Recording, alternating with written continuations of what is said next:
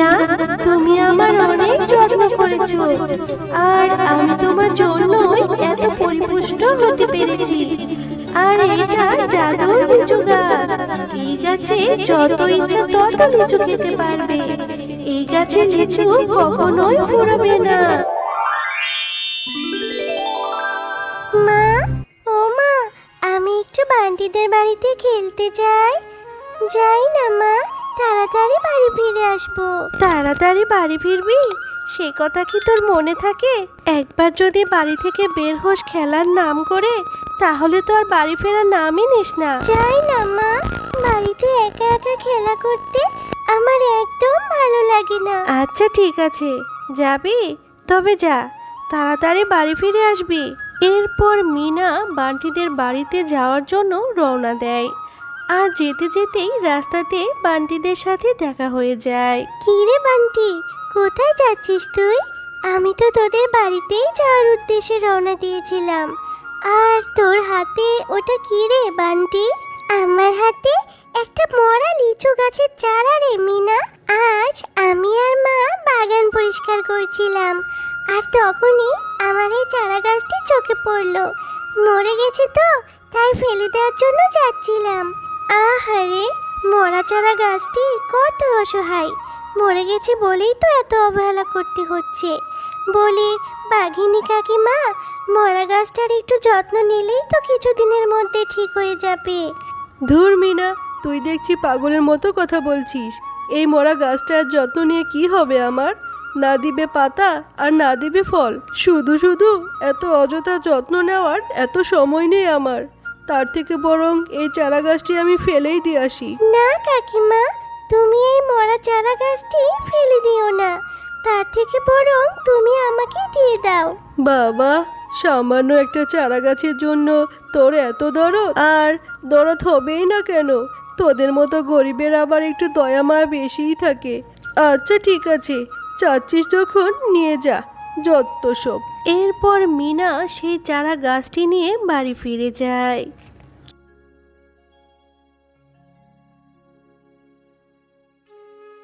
কি রে মিনা, ব্যাপার কি? তুই এত তাড়াতাড়ি বাড়ি ফিরলি যে? আবার হাতে একটা মরা চারা গাছও সাথে করে নিয়ে এসেছিস। মা, আমি আজ আর বান্টির সাথে খেলবো না।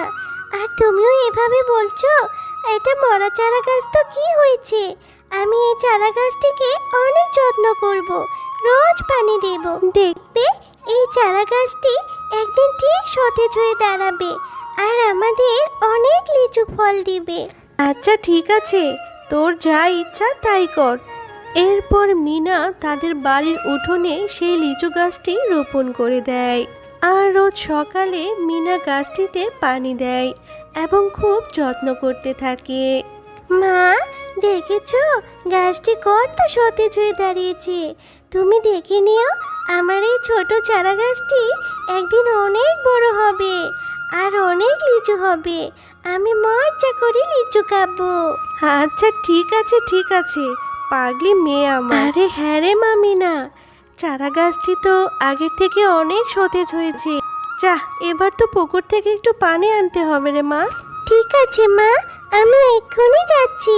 তোমার জন্য পুকুর ঘাট থেকে পানি আনছি।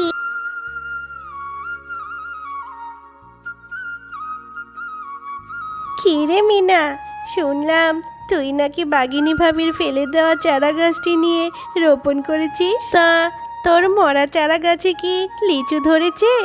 যত সব অকেজো কাজ তোদের মতো ছোট লোকদের ধারাই সম্ভব। মরা গাছের কি আবার এত যত্ন নিতে হয় রে? ফেলে দিলেই তো হয়ে যায়। এভাবে বলছেন কেন কাকিমা? ওই চারা গাছটা তো অযত্নের কারণেই মরে গিয়েছিল, নুয়ে পড়েছিল।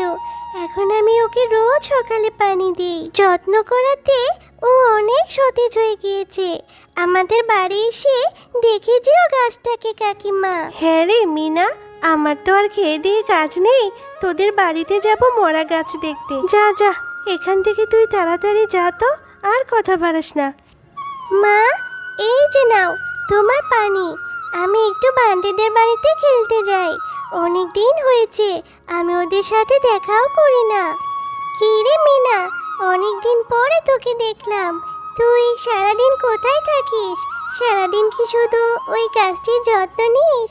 এখন তো আমাদের সঙ্গে আর খেলতে আসিস না রে।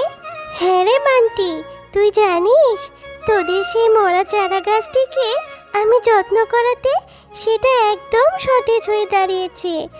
আয় দেখবি, আমাদের বাড়িতে আয়। না রে মিনা, আমাদের এত অযথা সময় নেই তোর সেই গাছটি দেখার। তুই আমাদের সঙ্গে খেললে খেল, আর না খেলে চলে যা। আর আমাদের সঙ্গে না খেলে তুই বরং সারাক্ষণ ওই গাছটারই যত্ন নে। যা যা। এরপর মিনা বান্টিদের কথায় কষ্ট পেয়ে ওখান থেকে চলে যায়। আর কারো কথায় কান না দিয়ে মিনা সেই চারা গাছটির রোজ যত্ন নিতে থাকে।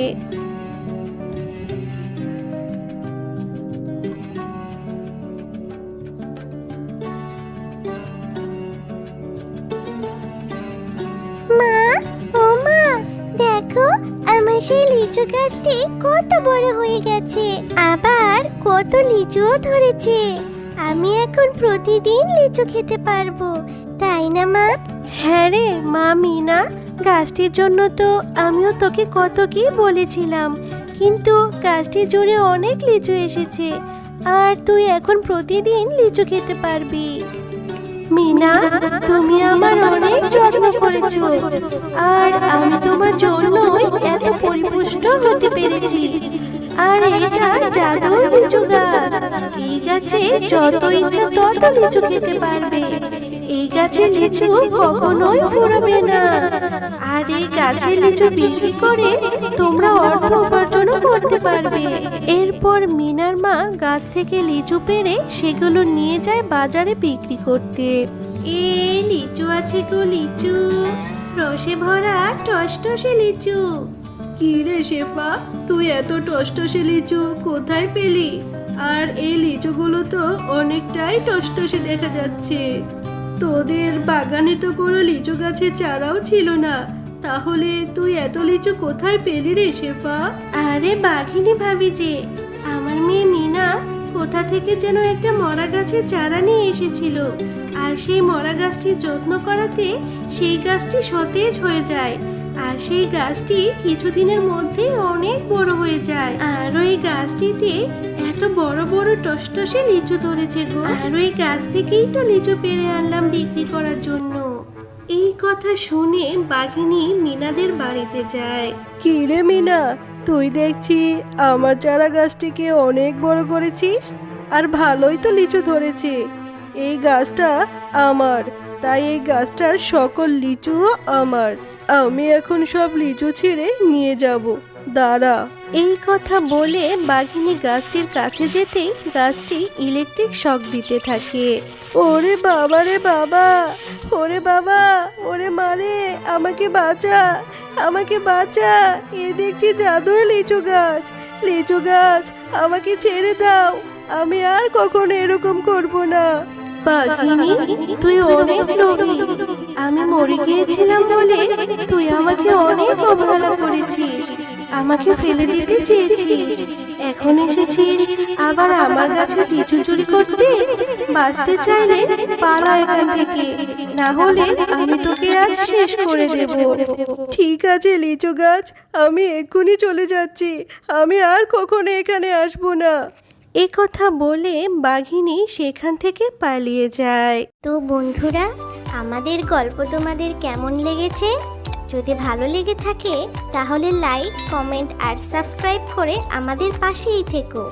আর হ্যাঁ, বেল আইকন বেলটি অন করতে ভুলো না কিন্তু।